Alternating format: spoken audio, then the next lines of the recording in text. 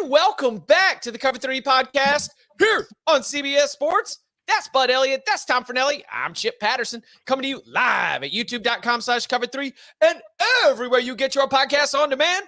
Thanks for hanging out. Smash that subscribe, smash that like, and come and join us in the chat, aka the Cover 3 tailgate, where we are getting interactive like we do on the Thursdays, because Thursdays are for you. We open up the big old bag of mail where if you go and you leave us a 5-star review, and in that review you put a mailbag question, we will answer it in a future mailbag episode. One that comes to us from the big old bag of mail is exactly what you see on that headline. If there was a playoff between the last 12 national champions, who wins said playoff? We'll get into that and a little bit more, but I love to be able to jump in with, and by the way, those watching live in the tailgate, Danny's microphone might have been taken over by a robot. He's coming from different dimensions. He's going to try to join us. And look, we are going to actually have to troubleshoot this live in the show. So please bear with us. He could come back and sound great. We'll see. If there's this amazing IT he could come back in a completely different body. Like, I don't know. The way that his mic was sounding in the pre-show. We're doing the advanced restart your computer move.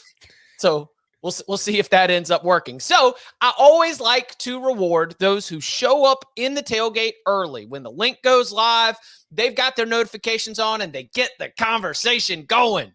That's exactly what Wayne Mitchell did. Wayne jumped in at 9:41 a.m. Eastern time and said, with the Kendrick and Drake beef dominating the headlines, what two college football coaches would be the equivalent of Drake versus Kendrick?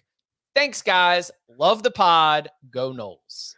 We already had this. It was last year. It was Ryan Day and Lou Holtz. Yeah.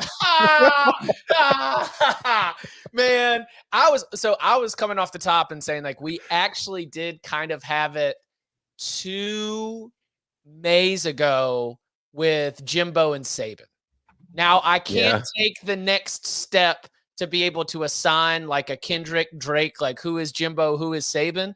But the idea that we had 2 coaches who were at or near the top of the game and that they were each offering barbs back and forth and each taking shots back and forth and like going out of their way. Like, didn't Jimbo basically book himself a spot on Feinbaum to respond to one of the Saban? I mean, that is the equivalent of just having those tracks ready to go and dropping them and turning off the copyright infringement so that everyone plays it and so that you can put it all over social media. I think that, and everyone was on fire, like we were all excited about it. So what comes to mind was 2 Mays ago when we had Saban and Jimbo going back and forth. If we're going to talk Kendrick, Drake, but coaches, I think Saban's got to be Kendrick in that analogy because of the height. Jimbo's not tall, but yeah, I no, but yeah, is Jimbo taller than Nick? I don't know. How tall is Jimbo? I do think Jimbo is taller than Nick. I don't think it is by great margins. Bunch of little Napoleons out there just running programs. It's within the margin of heel and hat, right? Whoever's wearing a little more of a heeled shoe, whoever's wearing the taller hat that day is going to be the taller guy. Whoever's got them inserts in, just get a little bit who's got them DeSantis shoes on. Yeah, well, if we need to kill time waiting for Danny, I told you guys about the sneaky things some of these kids do on official visits when they get like height and weight done. Have we told this on the show? I don't think so, but I'd love to hear it. So I had a buddy that worked at Tennessee in their recruiting department, and this is a good number of years ago, but they would make their kids take their shoes off, right? Because like obviously there's some shoes that are a lot taller and they want to get an accurate height. But there was this one bus tour group, like some of these guys will get a bus and they'll drive kids around. It's cool money making opportunity for them because the schools will grease the kids or grease the guys taking them around, and the kids get some exposure to these schools. The kids got wise to them taking the shoes off, and they took the liner of the shoe and they rolled it real tight and inserted it in the sock because they wouldn't make you take your socks off. Oh. And you could get like an extra 3/4, maybe even an inch if you're really, really egregious with it. And so then the school started making the kids take their socks off too. Pretty smart, actually. Had my annual physical last week. I'm happy to report I'm still 6'2". The shrinking has not begun yet. Yet. It is coming. Some good suggestions here on our who would be the beef. We've got Harbaugh and Ryan Day. Yeah, Ryan Day's involved in a lot of these. Ryan Day's he's just got beefs everywhere. I mean, this is, let's see, Spurrier and Fulmer. Oh, that's a good one. That's yeah. Although they- that was very one-sided to me. Yeah, I was. that was him coming. That wasn't a Spurrier. Hey, listen, I'm not going to wade too much into like. the other. I'm not going to pretend to wade too much into the hip hop beef analysis, but from what I understand, Spurrier was a little bit of the Pusha T in this. Like he came at everybody, and no one really had anything for him. Okay, actually, Spurrier Bowden is pretty good because they would go back and forth each other like through the newspapers. Pretty good. Spurrier Free Shoes University, and if you watch the end of the clip that Florida State tweeted out, where Marcus Alston, who recently passed away tragically. When Chris Winkie broke his neck, Alston had to play for them to go to the national title game against a pretty good Florida team. Right. And Bowden at the end, before they hit the prayer, said, I want to sing a song for y'all. And he basically freestyled a song about how the Rooster made Spurrier lay another egg in Tallahassee because Spurrier never won a game in Tallahassee. Like this is like it, but it's almost like a spiritual or like a hymn, gospel tune as far as the beat. Yes, yeah. Dude. I was like, this is kind of low key good, in terms of like college football smack talking. I don't want to just call him Colorado State coach. His name's Jay Norvell. All right, Patrick. Jay Norvell and Dion did have a little bit of a Kendrick Drake. All right, Danny, how we going? Robot Danny? I don't know. You tell me. He's normal again. All right, we're good. We got it. All right, don't touch on wood. All right. The time-tested IT strategy of rebooting the computer. Yeah. Control Alt Delete never fails. Let's go. Also, speaking of, with your arrival, Danny Cannell and Dion Jr. in the Kendrick Drake college football. I told you guys I was thinking about there are 3 different ideas I had for diss tracks and all the diss track discussion we've had. I want to make my own diss track. And it was either taking on the SEC, taking on the College Football Playoff Committee, or taking on the Sanders family. I mean, the Sanders family probably has the most chance for interaction, like getting a diss track in return. I don't know if I want that smoke, though, to be honest with you. The SEC could be challenging, maybe it's the playoff, the selection committee. I think it'd be funnier to undress the selection committee. I think if you did like 4 lines for every single committee member, and just started spreading them. Yeah, sitting in a room, ain't doing nothing. You're looking at screens. I'm here to tell you something. Yes, I'm working on it. Has anybody listened to Shadur's song? Oh, it's awful. Is it? It's too bad. Ryan, longstanding member of the tailgate, Eli Drinkwitz and Josh Heupel. Remember, I'm standing on business. Yes. Yeah. Now, do you remember his explanation for that? Because he told the players that he would do it. Yeah. And he's like, what was more of a risk? Offending Josh Heupel potentially after the game, or selling out his whole team who he guaranteed he would say it to. And he's like, I had no choice, but I was going to have my players back. Heupel probably just took note of that, put it in the back of his memory bank. 100%. Great stuff. And I do love the decision by Eli, by the way. Like, all right, I can't do that for my players. I'm asking them to do everything. And then Ferentz versus scoring. Unfortunately, scoring has no rebuttal. Scoring is J. Cole in this situation. It's not there. It bowed out. Yeah. Exactly. All right, one more before we hit a break and then get into discussing a playoff between the last 12 national champions. I think we might need to have Brandon on to offer his explanation here. Andrew says, can you guys address the 24/7 top 30 poll that came out and left Notre Dame off the list? Even if you're skeptical about Riley Leonard's health, Notre Dame is returning many players off of the top 5 defense. Don't put that on me. All right. That's one guy's top 30. I mean, if Brandon wants to bet dinner on some of the teams he has in the top 30 against Notre Dame, if they play, I will gladly take all of them, I think, up to a certain point. And look, full disclosure, this was a topic on the Cover 3 group chat. Like it was hey, did we really see this? And then finding the explanation, I am 100% okay. Like, I wish we did more of that. Like, hey, you lost this, and this. you have these question marks, so I'm going to start you way down. But you got to do that across the board. Like, I thought there was a complete double standard with the losses that Michigan had to just plug them in at 7 in the preseason poll. I'm like, well, wait a second. Didn't Michigan actually lose way more than Notre Dame? That's my problem with it. I like the mindset and the approach, but outside the top 30 was pretty egregious. I thought it might have been one of those situations where because I do this all the time. When you're making a ranking, you'll pull from different conferences. So you're like, all right, the best 3 teams in the SEC. And then you rank them. And like the independent, you kind of get screwed there. That's what I thought. Forgot? I thought he should have said, I forgot. I didn't see him.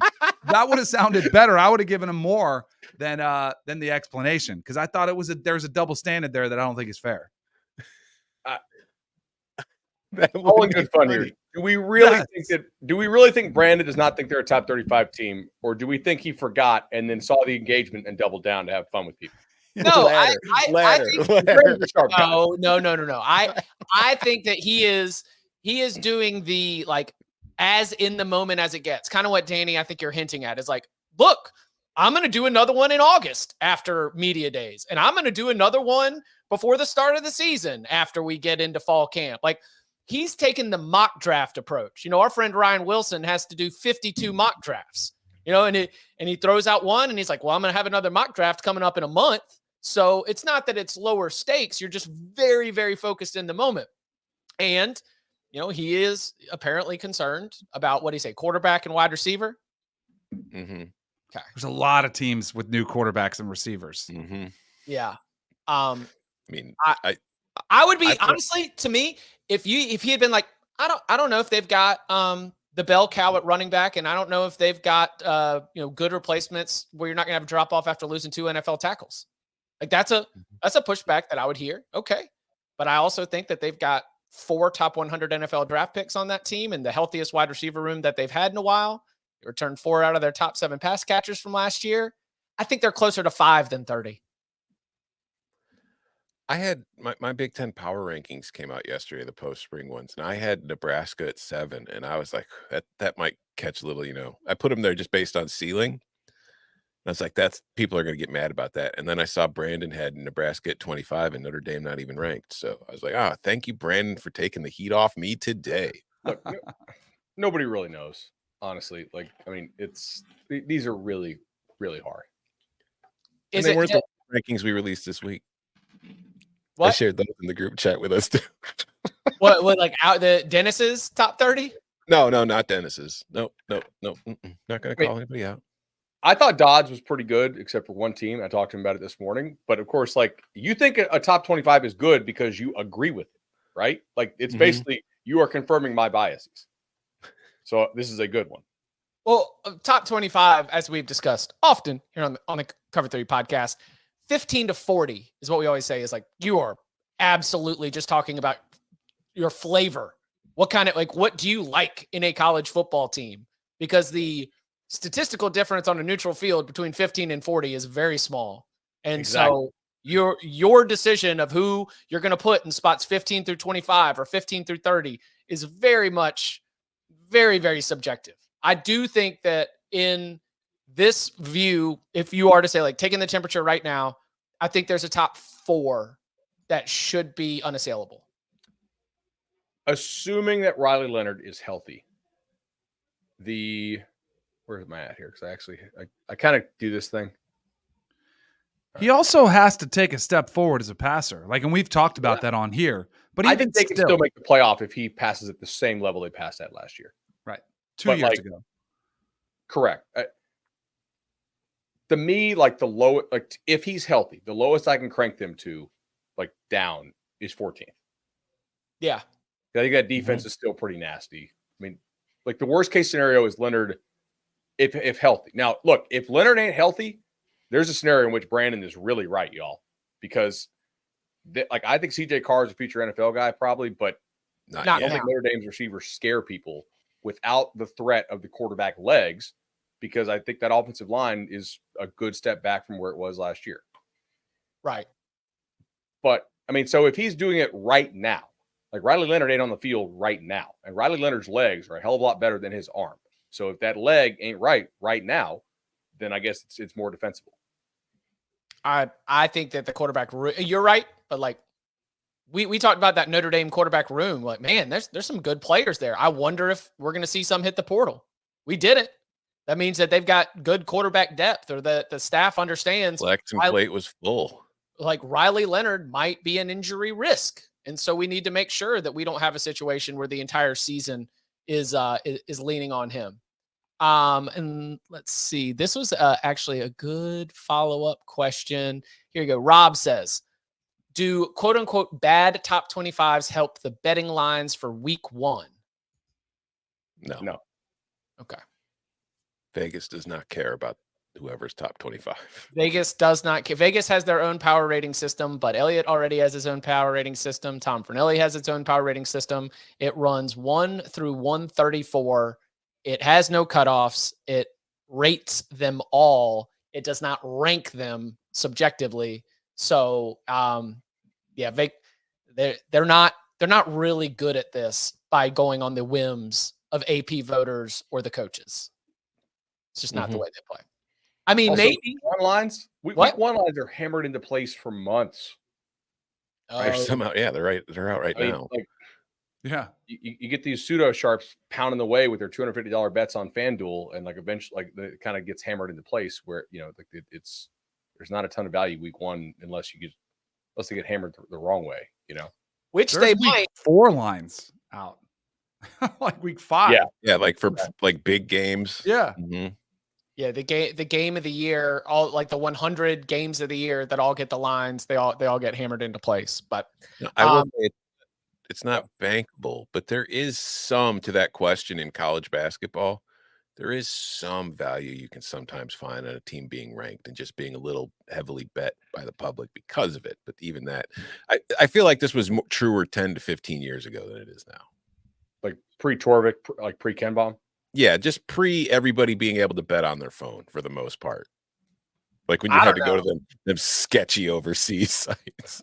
yeah, no, I don't know. As soon as Indiana State pops up in the top 25, I'm like, they're not ready to handle that. Hammer. Let's go, Evanston. So, yeah, there's some examples of that. All right. Coming up on the other side, we are about to enter the first year of a 12-team college football playoff format. So let's jump into the imagination machine. What if we took the last 12 national champions in college football and they were in a playoff? Who wins it? We'll get into that and more next. Golf's brightest stars head to the Bluegrass State for the second major of the season. The PGA Championship, May 18th and 19th on CBS. All right, back here on the Cover 3 podcast, and there is nothing better than when we get to check in the big old bag of mail. That's right. If you leave us a 5-star review and in that review put your question, we will add it to the big old bag of mail and tackle it in a future mailbag episode. This one comes from Petey. Petey says, hands down, the undisputed heavyweight champions of college football podcasts. I've been a listener of this podcast since 2018, parentheses, RIP Barton / not dead. And the highest compliment I can give this podcast single-handedly reignited my passion for the game as a whole. The depth of knowledge these guys have is unbelievable, and it is presented in a way that feels like just hanging out with the guys. Keep up the good work, and please come up with a name for DK's beard. Okay. Mailbag question. How would a 12-team playoff look using the last 12 national title winners? Curious to know how you would rank these teams and how you think the bracket would play out. More importantly, who do you have winning it all? I did it. You want me to just roll through? Yeah. I bracketed. I'm curious to know who your top seed is. LS 20. All right. So, 1 seed 2019 LSU, 2 seed 2020 Alabama, 3 seed 2022 Georgia, 4 seed 2018 Clemson. Those 4 teams get a bye to the next round. The first round includes 5 seed 2013 Florida State. I don't know. They just fit at 5. Florida State 5 just seemed to make sense right there. 2021 Georgia at 6, 2023 Michigan at 7, 2014 Ohio State at 8, 2016 Clemson at 9. then the 10 seed 2017 Alabama, the 11 seed 2015 Alabama, and the 12 seed 2012 Alabama. I would have 2021 Georgia over 2022. Do you know what's awesome about this? I just gave you my seedings when I bracketed it out.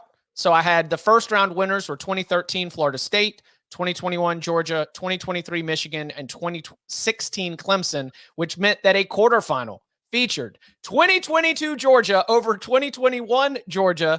And I put my note in here. I would entertain a debate that the 2021 Georgia team is better as they set a new NFL draft record.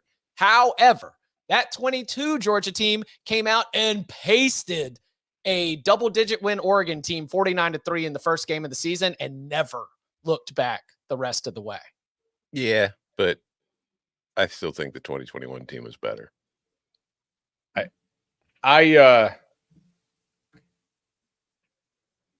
I really am only considering the teams that had first-round quarterbacks. Yeah. All these teams are so damn good. If you didn't have like a legit first-round talented quarterback, I'm not considering you. All right, are you considering it based on them getting drafted or 3 years removed, them still looking like a first-round quarterback? Bud got Michigan at number 1. So, like, yeah, like, so I'm excluding 2012 Bama, right? Because AJ McCarron. I'm excluding both Georgia teams. Like, I admitted they were very, very good. But I think in terms of like a tournament of this, if you're facing a bunch of elite teams that have first-round quarterbacks, I had a 2019 LSU, 2018 Clemson, 2020 Bama, 2013 FSU, 2023 Michigan, 2016 Clemson, 2017 Bama. The rest of them I don't think belong in the same conversation because quarterback to me is the differentiating factor. Yeah, I would go with 2019 LSU. That was my initial knee-jerk reaction. They've got to be the team. Some people in the chat are pointing out the defense. It was worse at the beginning of the season. It did get better. Offense beats defense. Yeah. Yeah. Oh, man, my defense isn't great while I'm scoring 50 points per game. How will I survive? Yeah. Because Mac Jones, like I've got, so when I bracketed it out, I got to the semifinals. I had 2019 LSU over 2018 Clemson. I had 2020 Alabama over 2022 Georgia. I had 2019 LSU over 2020 Alabama in my championship. Oh, Georgia fans in the chat are saying only 3 of these teams had truly elite defenses. Good. What? Pretty sure. Only is every starter on the Michigan defense going to get drafted? I know yes. almost every starter for Clemson got drafted. Every starter on FSU got drafted defense. Like, Georgia's not the only elite defense there. Sorry. Yeah. I don't think you win a national championship without pros on defense. Right. Exactly. They all have pros on defense. Yeah. Just a reminder, like that 2019 LSU team scored 48.4 points per game. They had Joe Burrow, Jamar Chase, Justin Jefferson. Their third best receiver was Terrace Marshall, who was still in the NFL. It's like that team offensively, like Clyde Edwards-Helaire was on there. There was nobody stopping that team. Hey, and who's a key linebacker for the Baltimore Ravens top-ranked defense? Oh, it's Patrick Queen. Oh, Patrick Queen. Yeah, who was flying around on that LSU defense. Who's one of the best corners in the league who went 3rd overall? Oh, yeah, that's right. Oh, Stingley. Yeah. Derek Stingley. Yeah. That's right. Forgot about that. Grant Delpit. It was, man. Like the numbers weren't great, but it was also just because of the style of play. Like they were on the field all the time because their offense was scoring in 3 plays. Literally, everybody wins a national title is a great team. You have to find some way to differentiate it, and to me, it's quarterback. The other thing too with Burrow, I've tried to find a way like how to describe his season in 2019. I think of it like a pitcher in baseball throwing a perfect game. He almost threw. It's like a no-hitter because perfect game he would have had 0 interceptions, but it's a no-hitter. I mean, every single game he showed up. His worst game, I think, was against Ole Miss where he had 5 touchdowns, but he did have 2 interceptions and still like torched them. He was as close to perfect throughout that run that I've ever seen a quarterback. Usually you have a one-off game where you win despite your play or maybe you don't play to your best. He delivered every single play. I mean, it was literally, I'd never seen a quarterback play as good as he did from start to finish as Joe Burrow in 2019. It was as if they had like an actual current NFL quarterback that they were borrowing every Saturday. Yes. And we really haven't seen that since what? Cam Newton? Also, like people I just want to point out, like, everybody's talking about that defense. Like, they couldn't win because of their defense. They did win with that defense, and it's not like they played 15 nobody. games. They Won them beat all. they beat a ranked Texas. They beat Florida, who was a top 6 team at the time. They beat Auburn, who was ranked. They beat a top 10 They beat Alabama. Trevor Lawrence. Yeah, then they beat Georgia in the SEC championship, and then beat Oklahoma and Clemson by like 1 billion points in the playoff. Their defense was fine. Just because they weren't only allowing 13 points per game, they allowed what, 20 something? Who cares? They scored 50. They doubled teams up every damn week. The Clemson team they beat had won 29 consecutive games prior to that. Yeah, and they worked them. Yeah, 2019 LSU is the answer here. Any other nits to pick with how I laid those out, and any other ways that you would re-rank this? You agree that basically, but I did not go straight to the quarterback, as I do still have those Georgia teams ranked very highly, 2 in the top 6, both Georgia champions in the top 6 of my analysis. But I do agree with you that the AJ McCarron and Jake Coker Alabama teams, it was pretty easy to drop them to the bottom of trying to rank the last 12 titles. And that Ohio State team actually had legitimate stud receivers on it. If you go back and look, like guys who played really good in college and they stuck in the NFL, but quarterback Cardale Jones he's not winning an all-time tournament, Yeah. You also have the difficulty of what do you do with 2017 Alabama? A team that the group that was on the field for overtime was not the group that got them to the national championship game. True. But Hurts is still better than McCarron, Coker, right? Ohio State, and the Georgia guy. But it was like Damian Harris wasn't on the field. Like, I want to say that, he just threw out the true freshman. Nothing's working against this Georgia defense. So let's throw out Jerry Jeudy, Devonta Smith, Tua Tagovailoa, Alex Leatherwood, and Najee Harris was on the field for overtime, and they were all true freshmen. That was the break glass in case of emergency. Whew. Here's a bunch of future pros. Let's go see how it works. Good stuff. Petey, we do appreciate that question a lot. Let's stick here, and we're going to stay in the big old bag of mail. This is from Sam. Hey guys, I've been following the show for a few years now and try to join the tailgate as much as possible. Figured it was about dang time I added a question to the big old bag of mail. Obviously, the transfer portal is all the rage in recent years, and folks are going to want to start measuring the success teams have with it, parentheses, cough, cough, blue chip ratio. My question is, what constitutes a, quote, hit in the transfer portal? Is it getting drafted? Is it a production metric? Is it based on the role the player is brought in to fill? Appreciate y'all's thoughts on this, and I hope Day Trade and Danny picked up some stock in Just for Men and Manscaped. That insider trading. Danny, what constitutes a hit out of the transfer portal? I think it's relative to the school. If you're a school, like I would say last year, if Sam Hartman had brought Notre Dame an undefeated season and a playoff berth, that would have been a hit. But I don't think Sam Hartman was necessarily a hit because he was really good against average teams and struggled in their bigger games. So but I think at a lot of other schools, Sam Hartman might have been a hit if they would have landed him. It's like based on the expectation of the school. And now I think you have to throw in how much money is paid for the player. But I would say a hit is somebody who starts and elevates your program to a place that it's supposed to be, or even above where it's supposed to be. That would how I would define a hit. Yeah, I think you have to evaluate it based on the purpose, like the role for which you're having them fill and the money spent. Okay, I would not count. I would not say that money has to be the ultimate. No, but it factors in. Okay. I mean, it's the different amounts of money that are being spent across college football. It seems too great to me. Like if we're going to talk about, not everybody is spending the same amount in the transfer portal, but you can still have a hit if it, Danny, to your point, quality starter addresses a need. Like you might not spend a lot on him, or you might spend too much on him. But if he's he's a quality starter for you and addresses a need, you wanted him, you went out, you got him.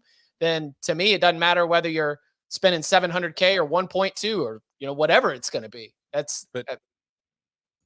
To your point, though, I think it's an individual case with each player. Like I think you can bring in a guy to be depth, not even be a starter, and as long as he gives you what you needed from him, that's a hit. Like it depends what you're bringing that transfer in. Like John Paddock was not brought in to be Illinois starting quarterback. He was just brought in to be depth, and they needed him at the end of the year, and he played well. That's a hit. You bring in anybody who fills in or is a starter. It depends what you went and got them for. If I got them to be my starting number one wide receiver and he catches 24 passes for 300 yards, not a hit. But if I got him just to be my third or fourth receiver and he does that, hit. Also, the age of the player, right? I mean, if you're taking a guy who's got 1 year and you have a clear opening to start, I'm going to interpret that as this is the guy you intend to come in and start, because most of your guys who are 1 year dudes are not really interested in being depth, unless it's a situation where like an FCS to P5, the guy's not going to get drafted. The P5 collective and throws him like $70K to come be like linebacker 3 or something like that, right? Like, hey, we like our young dudes. You're not starting for us, but some of these young guys are not ready to impact for us. And if we have to have a guy go down, you could give us some good snaps. So that guy gets to bank $70K and like he's not an NFL guy. That's probably a hit, right? For the purpose taken and the money spent, which is why it's so hard. If you just use the draft, I mean, that's another more objective way to do it. But if you take a young guy, you have to treat a young guy almost more like a recruit in some circumstances, right? I mean, some of these dudes are like, okay, this is a multi-year transfer, which have far less value now than they used to, because it used to be multi-year transfers were the most valuable thing in the sport. You saw all kinds of teams last year take a ton of multi-year guys because they were like, there was cost certainty there because they're locked in and could not transfer again until they graduated, and they could take advantage of the graduate transfer exemption. But now that you have unlimited transfers, multi-year transfers are actually not valuable relative to high school recruits or single-year transfers. With the lone exception that you get them in your program, you get to evaluate them, they get to be kind of indoctrinated into your culture, and then you have sort of like insider knowledge advantage when it comes to how much you want to offer them for their second year in your program. Yeah, that's why I got a couple for you. Oh, yeah, go for But it. I was just looking at like to try to describe like A.D. Mitchell at Texas. I think that was a hit. Absolutely. Yes. What about Jermaine Burton to Bama? Yes. Yes. He was their best receiver. So yeah. Right. So like I think those are like pretty good examples of like what a hit looks like. I was trying to think outside non-quarterback of players who've come in and been hits. I think a good test case for 2024. Ethan Kaliak-Manis was Minnesota's starter last year.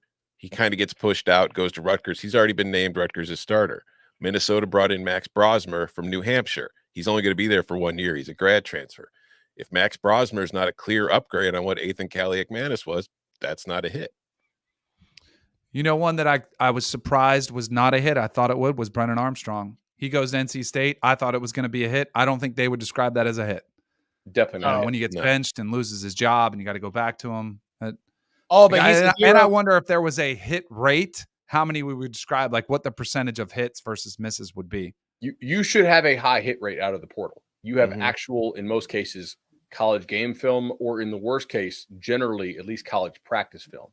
And so the level of competition is more standardized compared to high school, where, I mean, in high school, you're playing against a whole lot of guys who not only won't be going pro, but they won't be going to college to play football. So it's a much easier eval, I think, for these college teams. So the hit rate should be high. Like if you take a lot of guys out of the portal and they are not what you needed them to be, that's like a major red flag for me. That's true. There's a segment we could do.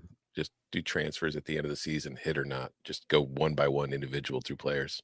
Yeah. Write it down, Chip. So, I mean, Daniels for LSU was obviously a hit.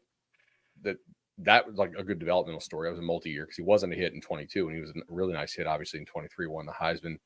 Like Caleb Williams is a hit, but that was, I think we understood what he was from the time he was like 18. Kyron Jones. Was he a hit? LSU's corner room, we brought it up. Like Hold I on, thought they time did a out. disastrous job last year with their corners, and it played out that way. You think Caleb Williams was a hit? Absolutely. Hell yes. He won the Heisman. He What nearly did he got him win, to the though? playoff until he. You're busted his USC. Weren't hammy. looking to get back to the playoffs or a Pac-12 championship? If they had to play Miller Moss last year, with the job that USC did constructing that roster around Caleb, they're like 4-8. Yeah. If you look at that USC team last year, Caleb Williams was not the problem. I mean, Travis, his terrible year was 30 touchdowns and 5 interceptions. And we were like, oh, he's having a bad year. Travis in the tailgate says, if Cam Ward doesn't make it to the ACC championship, is it not a hit? Depends on how it looks. Yeah, I It could wouldn't be draw like the Caleb. line. It could be like what we were talking about. You know, it could be not a great defense. Yeah, there could be other issues around him. They don't play Clemson. I think that that's a tough definition for Cam Ward in Miami specifically. But if you're not in the ACC championship, you better be like close and in a good bowl game. And like, let's keep it player specific. If he is not on the first or second team all ACC, then it's not a hit. Correct. He should be one of the 2 best quarterbacks in the ACC. Yeah. Also, I mean, it also depends too. Like, maybe not ACC championship, but if Miami's not like in the college football playoff rankings at some point, like late in the year, and Cam Ward's not, unless he's playing well and the rest of the team sucks. But it's just like, I feel like that would be a hit as long as Miami is in the conversation come late October, which hasn't really been the case too often lately. Agreed. Braden Fisk, major hit. Yeah. Florida State's had 1 billion hits in the portal the last couple of years. Yeah, they're really picky. Bond, that might be a hit for Texas. I'm comfortable that will be a hit. Yeah. That's a pretty easy one right there. All right, let's go back to the tailgate. Let's see. Quick one. Would 2019 LSU have won a title with the 2023 LSU defense? No. Yes. No. Yes. Not against the other teams in this tournament that we had. True.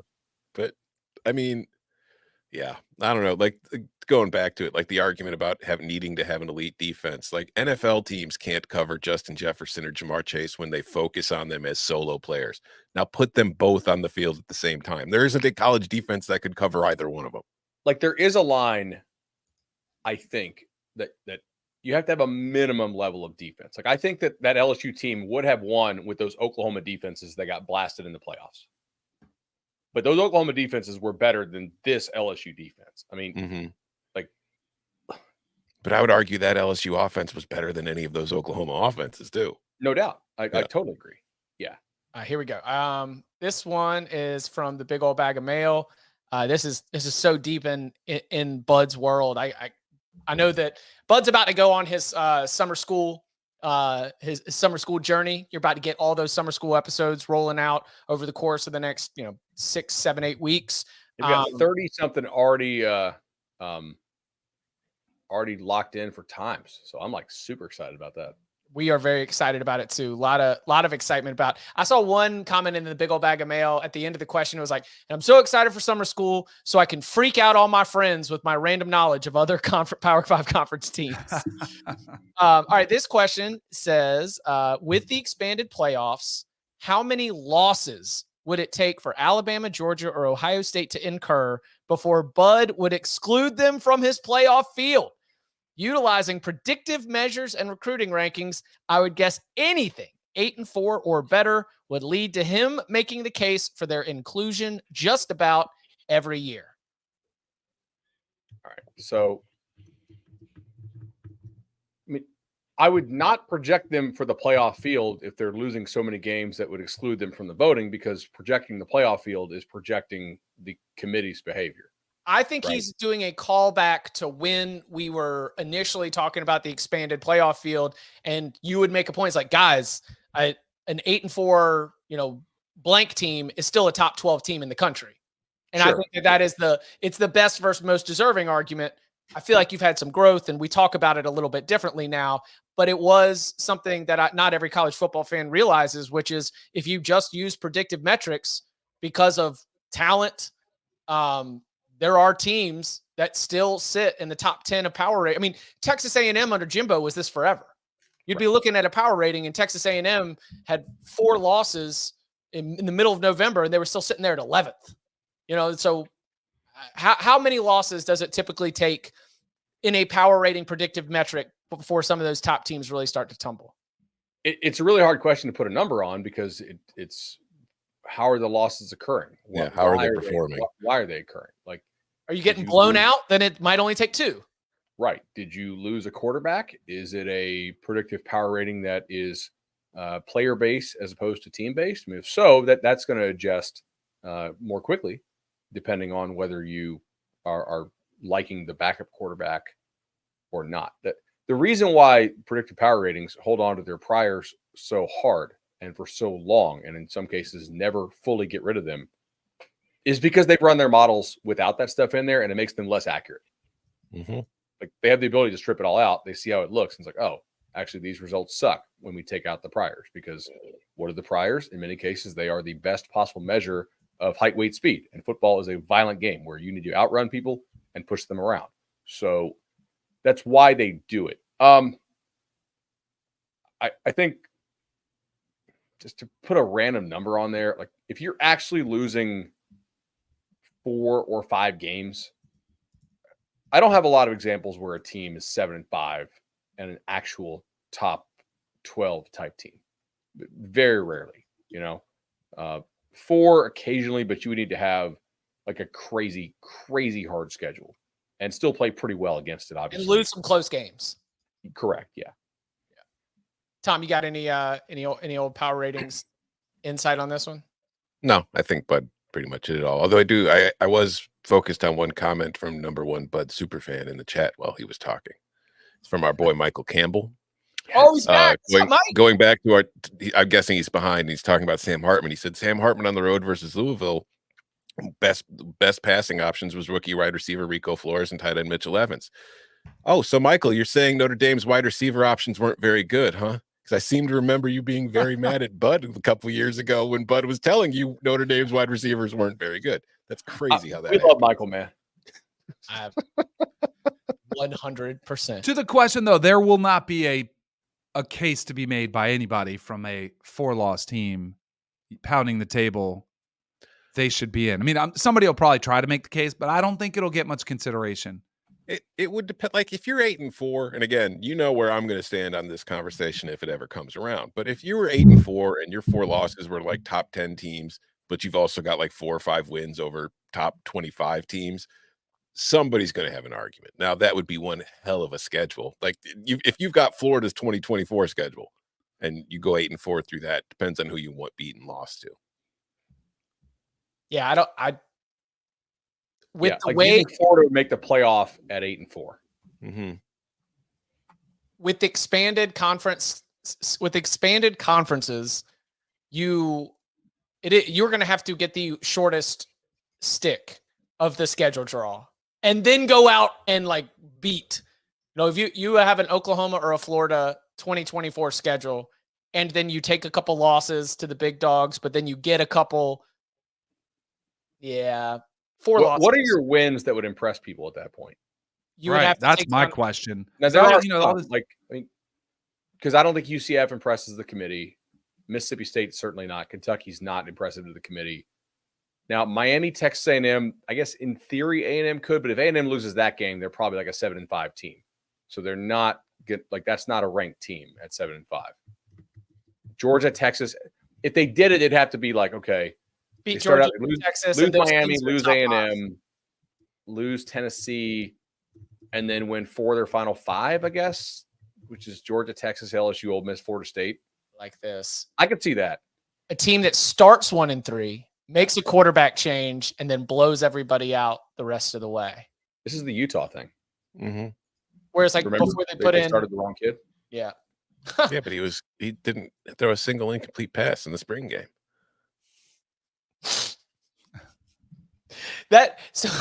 So Rising first taking over was taking over for Brewer, right? Yeah. That was how we first got into the starting job. I was trying to figure out whether Whittingham was going to be 4 or 5 or 6 on my coach rankings ballot, and picking the wrong kid really gets you to 6 really fast. Sorry. Great job of, putting in an identity, but man, guy can't. By the way, they just added a 5-star to that quarterback room. Out of high school? Sam Heward. Oh, Mm-hmm. from Cal Poly. That's right. Later, bud. All right. Coming up on the other side, we continue with your questions from the big old bag of mail. Next.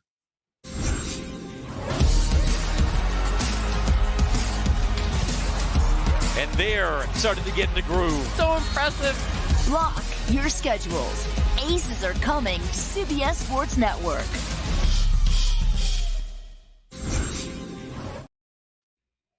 I'm going to go ahead and throw this one in here just because it fits with our national champions discussion. Allie says, in the last decade of the college football playoff era or so, how many teams have won the national championship in large part because they had arguably the best interior defensive line? With all the transfer portal defensive tackle talk, it seems to be hitting the mainstream of importance. I feel like every Clemson, Georgia, and Bama team probably did, and Michigan definitely did. Who will have the best this season? Notre Dame, Michigan again, and Ohio State all come to mind. So for first part. So hot. So I guess I had a producer, Jack. Give me my rundown. Oh, Jack. Jack, you don't want to say hi? Come on, man. Show your face. Come on, Jack. Show the people. Oh, Yeah. There we go. how's it going? How's it going? All Mr. right. Cornelli, Aston Villa. Love it. Yeah. He just mentioned he comes in my office like, it's hot in here. It is hot. He's so hot. He's red. It's Look a at him. sauna. He's so red. It's dying. It's a sauna. I am. That's what happens when we think. It helps get the juice beard to flowing. growth. It really helps. Yes, the beard that too. Later, Jack. All right, see you, Jack. So that is Jack Capertato, the stellar CBS Sports HQ producer. We've worked with him for a long time. Much love to him. Tom, I think every national championship team in the modern era has had a good defensive line. Yeah. I mean, It's kind of a prerequisite to win all those college football games. I think, obviously there's more important positions, but I think if you're going to be elite, you need to be elite at multiple areas on the field. And I do think that as this game has evolved into more of a passing game, the interior of the defensive line kind of counterintuitive to that, where you'd think like your edge rushers and guys who go get the quarterbacks, but there's all those guys. It's the teams that are able to do that from the interior that we are seeing are able to reach that kind of elite level. So you look at the last few years, Michigan had elite interior defensive linemen. Last year, Texas had elite interior defensive linemen. Georgia has had elite interior defensive lines. Alabama has always had interior defensive lines. Clemson. In this modern era, I think it is, if you're going to win a national title, you better have some 5 stars or some souped up 3 and 4 stars on the inside of that defensive line to have a realistic shot. Doesn't Georgia's 21, the first one, championship team with Jordan Davis and Jalen Carter, that one probably comes to mind. And then early in Bama's dynasty, when their quarterback play was average, they had such good defensive line play and interior defensive line. Like those two probably stick out to me. And what was nuts about that 2021 Georgia team is that was a rotation. Like Right. those dudes were fresh in the fourth quarter because they were able to bring in 5-6 guys all day long. Dexter Lawrence, Christian Wilkins. Yeah. Doing the splits on the sideline after winning. I'll never forget that. I was like, oh my God. Devontae Wyatt and Trayvon Walker, though not interior, that was another like big part of line play. This 2019 LSU thing. So I remember Braden was it Braden Foco? Remember? Yeah. Interior defensive lineman for LSU. I remember him being pretty good. But I think he wasn't like 2019 LSU might not have had they didn't 2013 Florida State, because pulling that one up had me going back, and obviously their point differential was record setting, right? And Jameis and that offense were just mowing everybody down. But covering that team, you'd be there and you would just see Timmy Jernigan walking offensive linemen into the quarterback. I mean, game record. The 2019 LSU team was more of an old schooler kind of, like they had the nose tackle. They had Tyler Shelvin, and you saw it wasn't like a disruptor as much as it was just a plugger taking away that area of the field in your run game. Here's 370 pounds of mass. So, we'll let all these athletes be able to fly around and play instinctual because they're all really good. Again, Patrick Queen, hello. And then you can argue to the point of the question, if LSU had an elite interior defensive line in that team, that defense is elite. Yeah. Right. Looking at with Patrick Queen and the guys they had in the secondary, you give them a pass rush from the interior. We're talking about that team in a totally different way. 100%. Robert says, if you were to replace Kirby Smart with Kirk Ferentz, how many games does Georgia win this season? The Cover 3 tailgate is so mean to Kirk Ferentz. we're going to have Chris Hassel on in June. I'm going to get Chris Hassel on this show, and I'm just going to let him just roll through his list of gripes. You talk about Chris would ask the same damn question. What are you talking about? That's not true. You know how many he would win? 10. I was going to say 10 or 11. Yeah. I mean, its talent has a lot to do with it. If he inherits that roster, and the thing is, what does he do with the staff? Like, does he get to keep Mike Bobo calling the plays? Is that a part of it? Because then I think it's a different situation. Then I think he's a little bit more hands off with the offense. It's like, you guys do your things. I think he gets 10. But yeah, like if he just inherits the roster and isn't responsible for putting it together, and it's just like a one season thing, yeah, he's winning 10, 11, or 12 games. Like, his style of play would work just fine with that roster. Okay. Was Ricky Stanzi the best quarterback that Iowa's had in the Kirk Ferentz era? He's my favorite Iowa quarterback of the Kirk Ferentz era. Legend. Because let's see. Because wasn't it Stanzi when, let's see what, oh, no, they won, let's see, 08, 09, 010. That's an 11 win. Tony. That's a 10-2 regular season team, finishing number 7 in the country, winning the Orange Bowl for 11-2. 2009 Iowa. It's probably like if we were to take Kirk Ferentz and you were to put him in charge of Georgia, I think he gets to oh crap, I can't say New Year's Six Bowl because now we're in the playoff. He makes the college football playoff. He has a 10-2 regular season record and loses in the semifinals. Hold on a second here. I'm going back a bit. I mean, Ricky Stanzi is still my favorite, but Nate Stanley had he put up some good numbers. Brad Banks was pretty good for Iowa way back at the beginning of the Ferentz tenure. Oh, is that like the 02-04 seasons when they won? Yeah, the 2002. They got to the Orange Bowl and they lost to USC, I think. All I think of with Nate Stanley is Flat Stanley. Do you guys Tom probably didn't know what it is. I don't know. You don't have kids. But did you do the Flat Stanley thing yet? No, not yet.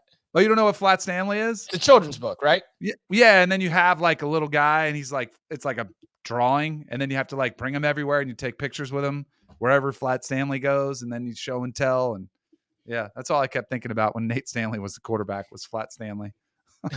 Is that when the girls were bringing Flat Stanley to show and tell? Yes, exactly, right in the wheelhouse.